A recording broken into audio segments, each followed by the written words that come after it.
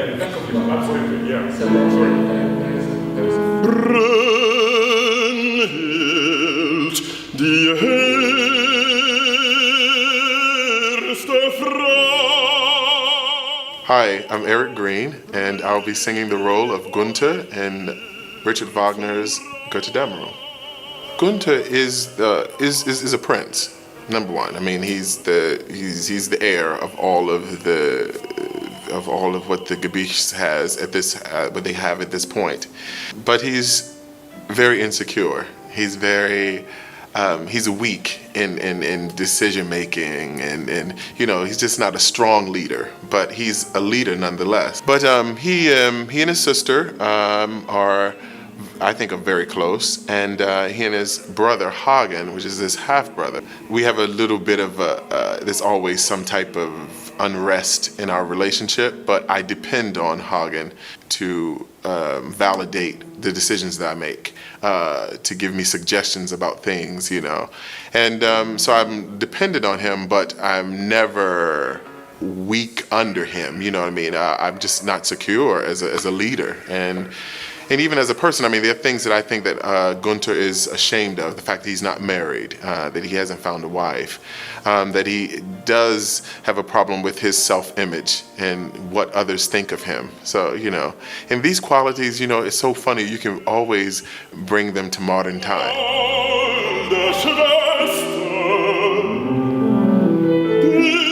For the last week, we've been just getting into the role from a dramatic standpoint, musically first. I think we did, and then after that we started working with Peter from a dramatic standpoint. It was very different.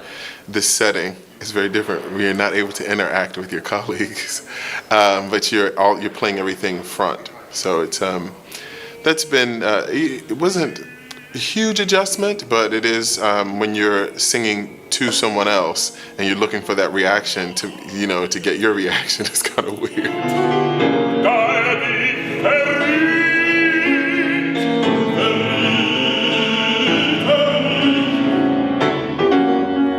Today, had an opportunity to work with Sir John Tomlinson again, which he's really not that at all, not Sir John. He's very, very approachable, and I tell him that it's been inspiring, informative, and just it's been great, you know, working with him. And he says, "Oh wow, those are so great adjectives you use," but no, I really mean it. I really do mean it. Just to have someone to impart who's done so much of this type of repertoire, this Wagner repertoire, and the German rep itself, and it's great, you know, because we have the same type of approach to producing sound, and you know, and him being, you know, very seasoned in his work, you know, he looks right at me and say, "You're not doing this," you know. So all of my faults are, you know, really very much so pronounced with, you know, he's able to see them and then pick them out. Then I make the adjustment and it's great. So it's been, you know, that's really wonderful. I think that's been a great asset.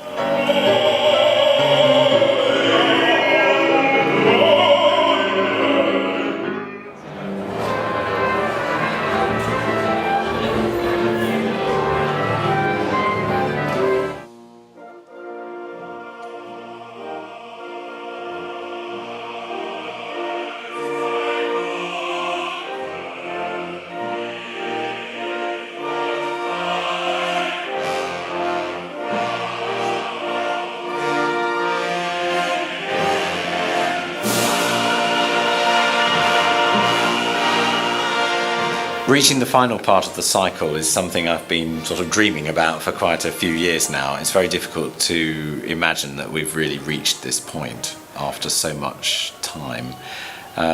It's a colossal journey. It's taken up quite a lot of my life. I think there's also a sort of sense of relief that we've got to this point and that we're winding up the story. It's a sort of piece, because there's so much musical material that's carried from one opera to the next.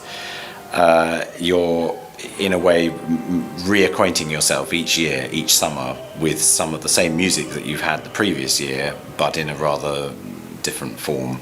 And it's very nice to be sort of squaring all the circles and wrapping things up.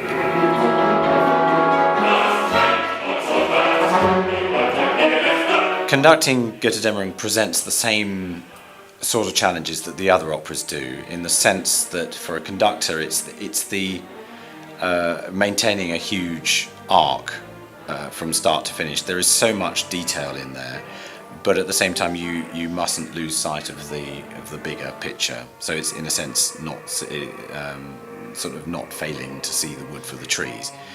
And Götterdämmerung has its own challenges, which are, it is actually bigger than any of the others, and it's a more consistently sophisticated piece. Musically it's very interesting because Siegfried, the previous opera in the instalment, the last act of Siegfried was written at a slightly later date than the first two acts, and you can really tell that it's more complex musically. It takes a lot more intense rehearsal time than the other two acts of Siegfried, I've found. And interestingly, Götterdämmerung, which is more chronologically written at the same sort of time as the last act of Siegfried, presents you with those complexities, but right from the beginning to the end.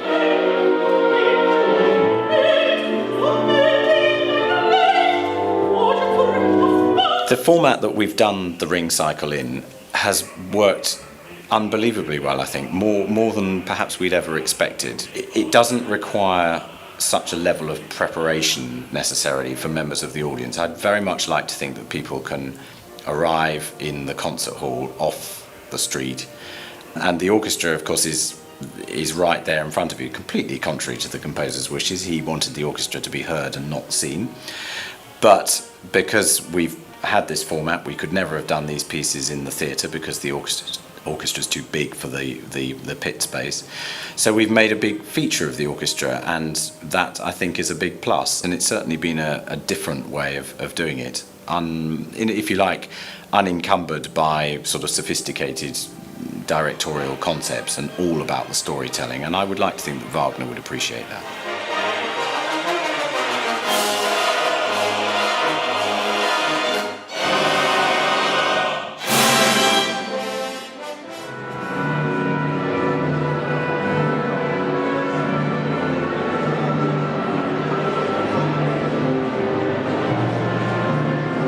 Well, now that we're approaching the last part of the cycle, which of course is Götterdämmerung, how does it feel? It feels like we've been doing this for a long time, because it's been going on for 4 years. But this is very much the climax in every sense. It's the largest. It's the largest of all four pieces, both musically and in terms of time and in terms of what it's trying to say. So it's a huge thing. We did a run through of the piece on Friday, and I think that was the first time really that shows you just how huge it is. It's also the first of them that actually uses chorus, so that's very exciting. And it also has a very complicated story. I mean, they all have complicated stories, but this in a way is the one that literally takes it full cycle. And there's a lot of very tricky things to get around in terms of storytelling.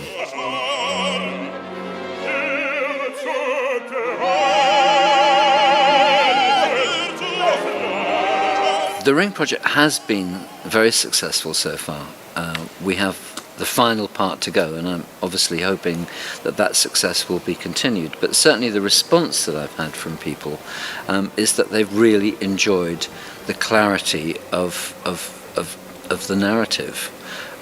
It's a pretty difficult narrative to actually tell in any terms, and a lot of people have felt that the reduced staging of it has actually made it clearer in terms of understanding the story, getting to know the characters, and the stress for me has been on each individual character, showing us what and who that character is, and I think that's been bounced back from audiences. They've been coming up saying, we really understood it, we really like it, we like having it told to us in this way. And of course the music is incredibly powerful. Having performers in front of the orchestra, having the orchestra in view, not something that Wagner wanted to happen. He always wanted to hide the orchestra away, although I suspect he might feel different about it now. And I think that makes it a very exciting event. I mean, I seek to create, I think I've probably said this before in interviews, but I hate the phrase semi-staged because it sounds like an apology. And I regard this as being a fully staged concert version of the piece, but very much a piece of theatre in its own right. And that seems to have had a huge response. I hope it will continue with Götterdämmerung.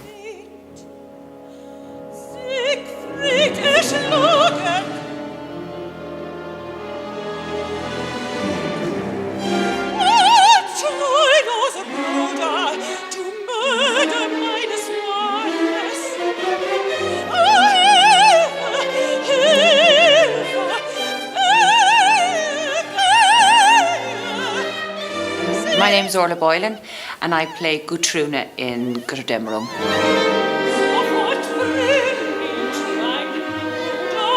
It's amazing when you don't have eye contact with people. In this production in the semi-stage production, we all have to face out to the audience. So basically, you're almost looking into the darkness to address the person that you're talking to.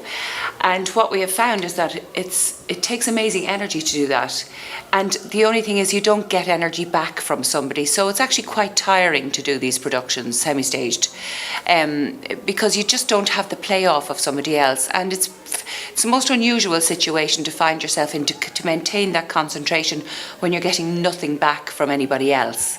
So it's unusual in the fact that we don't do a lot, we don't move a lot, but it's almost twice as exhausting.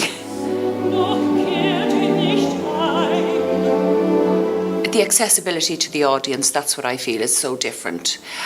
We often hear of opera houses which have surtitles to aid the audience, but here we have the narration, which is fantastic, and it opens the whole story up to them. So I feel the whole combination of the narration, the surtitles, the lighting, and us just we're all dressed in black, so we feel very part of the whole story. I think the whole thing together will give a great sense of the whole piece to the audience without feeling in any way austere to them, because I feel a lot of people will be turned off Wagner because it has this reputation to being so off limits to a lot of people, but I think this is very much for everybody.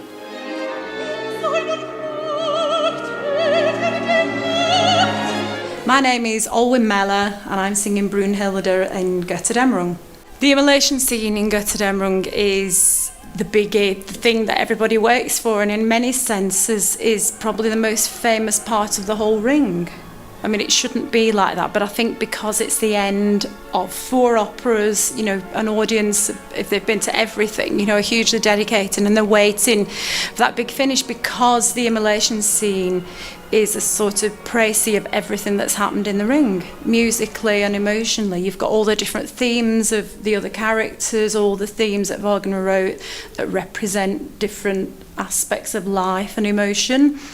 And yes, it's huge because of the journey of Brunhilde that I've talked about, the emotional journey just in that scene. It's a self-sacrifice, the immolation, and she does the right thing in the end, but I think what she's had to go through to make that decision is really hard. So it's not just a vocal marathon, really, singing the immolation. It's also an emotional marathon, because suddenly everything that you've been talking about for the last however many hours of 3 operas as Brunhilde are conjured up into those last 20 minutes of the opera.